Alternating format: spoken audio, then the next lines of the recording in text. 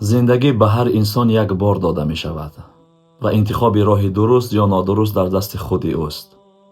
ҳар рӯз шоҳиди оне мешавем, ки бисёре аз ҷавонони боистеъдод, бо нерӯ ва пур аз орзу ба сабаби роҳи хато ҳаёти худро аз даст медиҳанд. нашъамандӣ, ҷиноят ва роҳи кӯтоҳи пулёбӣ бисёриҳоро ба вартаи ҳалокат кашонд. ман низ як дӯсте доштам, ки қурбони чунин интихоб шуд. вай инсонеро меҷуст, ки ба ӯ роҳи дурустро нишон диҳад. вале мутаассифона пеш аз он ки аз роҳи хато баргардад, умраш ба поён расид. ин воқеа барои ман хеле як дарси талх гардид ва маро водор сохт, ки дар бораи чунин мавзӯъ бо мардум суҳбат ронам. ҳадафи ман аз ин суханронӣ ҳушдор додани ҳар як ҷавон аст, ки дар остонаи интихоби роҳ қарор дорад. дӯстони азиз, барои идомаи барномаро дидан як лаҳза таваҷҷӯҳ мекунем ба сарпарастони барнома.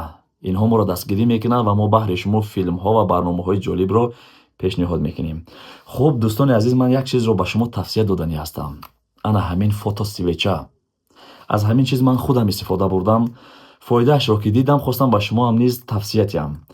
ин барои шахсоне ки хунук гирифтагӣ доранд, простата доранд, тез пешоб мекунанд, барои давомнокии ҳамхобагӣ, барои геморрой, ҳатто шахсоне ки геморройашон кӯҳна шудагӣ бошад. бисёр муфид аст. бовар кунед дӯстони азиз.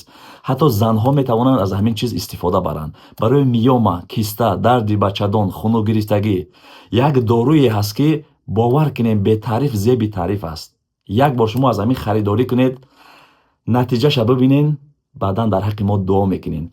ҳар рӯз ба муҳоҷирон хабарҳои бад мерасад. биёем имрӯз як хабари хуше расонем. ман медонам, ки харҷи зиёди муҳоҷирон барои супоридани патент аст. ман як бародарро ба шумо тавсия метиҳам, Самир Ҷумаевро. ин бародар дар шаҳри Москва ба додани студентский билет машғул аст. новобаста аз синни солатон шумо метавонед, ки ба ин бародар муроҷиат кунед, ба шумо студентский билет тайёр кунад. шуморо дохил мекунад дар яке аз донишгоҳҳои Федератсияи Русия. шумо метавонед рафта таҳсил кунед, метавонед ки наравед. муддати эътибори 1 сол аст. хуб, шумо ба ин рақамҳо муроҷиат кунед, маълумоти бештарро аз худашон бигиред. як рӯз дар даруни боғи ваҳдат будам. Искандар Стиёпа, яке аз репсароёни машҳури кишвар, ки бисёре аз шумо ӯро мешиносед, маро диду даво наздам омад. бо модарҷонаш буд. салом кард, гуфт: акай Умедҷон, аз шумо як хоҳиш ва илтимосе дорам. гуфтам: марҳамат. гуфт: барои ман як коре, як тавсияе буде, ки ман ай ҳамуҷа маблағи ҳалол ба даст биёруму ҳамин интихоби хатое, ки ман дар зиндагӣ кардам, ҳамеама тарк кунам. яъне орзу дошт, ки аз роҳи ҳамин хато баргардад. гуфтам: чизе ки аз дастам ояд бароят мекунам. якчанд наворҳои тарбиявӣ гирифтем. муддате нагузашт, ки ӯ ба хизмати ҳарбӣ рафт ва ман 4 соли дигар дар муассисаи ислоҳӣ будам.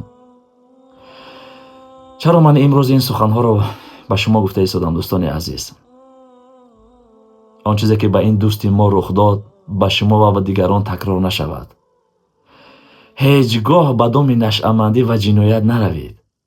дар дунё ягон роҳи осон нест, вале ҳар роҳе ки зуд ба пул, шӯҳрат ё лаззат мебарад, одатан ба ҳалокат мерасонад.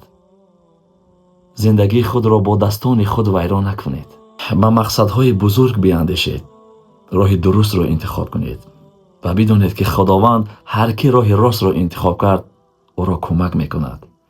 бигузор ин дӯсти мо корҳои хайру савобе, ки дар зиндагӣ кард, авфи гуноҳҳояш гардад.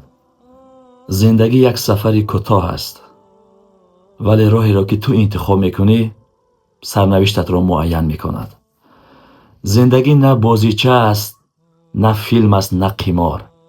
ҳар қадаме ки имрӯз мегузорӣ, ояндаи туро месозад.